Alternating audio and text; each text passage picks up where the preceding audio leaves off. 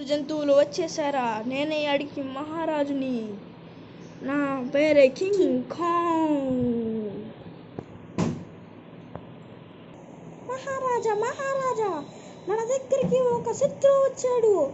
ఆ శత్రువు పేరే గాడ్జిల్లా. దాని పేరు ఏమన్నావు? దాని పేరు గాడ్జిల్లా మహారాజా. గాడ్జిల్లా ఇట్లానే ఉంటుంది. గాడ్జిల్లా చాలా భయంకరమైంది అనుకుంటాను. అవును మహారాజా. అయితే అతని దగ్గరికి మన శత్రువుని చంపడానికి చిరుత పులి నువ్వే వెళ్ళు. అలాగే మహారాజా.